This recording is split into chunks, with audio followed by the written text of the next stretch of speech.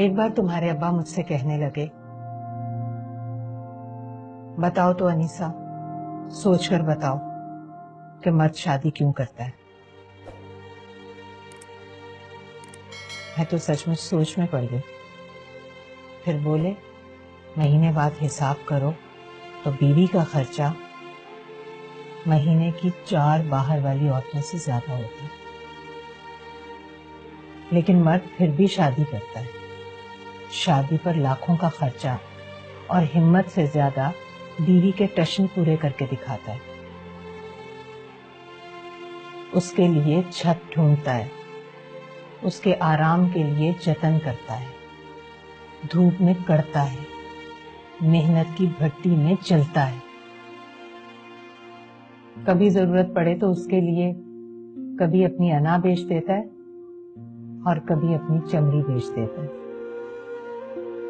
پتہ ہے کیوں؟ تم پوچھو نا کیوں؟ کیوں؟ کیونکہ مرد کی یہ والی عادت خدا جیسی۔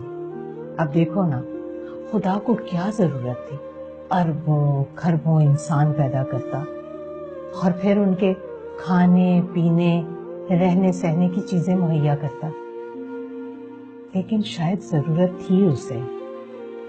وہ چاہتا تھا کوئی مخلوق ایسی ہو جو پوجا کرے اس کی، جو سجدہ کرے اس کے نام پر، عقل ہو، دلیل ہو اس کے پاس،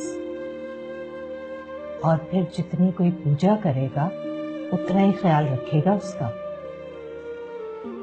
اور سب کچھ دے دینے کے بعد کہا کہ میں رحمان ہوں، رحیم ہوں، سب گناہ معاف کروں گا، لیکن شرک کبھی معاف نہیں کروں گا۔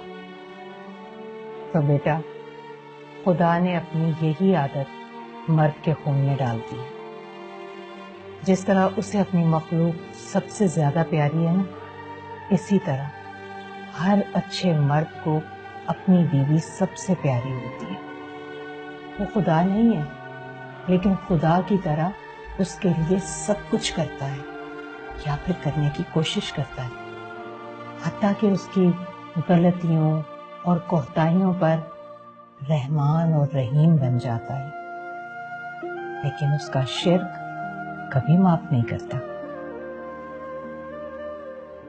یہ سب مجھے کیوں بتا رہی ہیں آپ؟ مجھ میں اور تجھ میں بس یہی فرق ہے بیٹا۔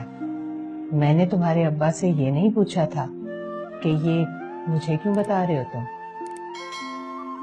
خیر، عقل اور دلیل تو خدا نے تمہیں بھی دی ہے، تو بیٹھ کر سوچنا جب تمہارا سوچنے کو دل کرے۔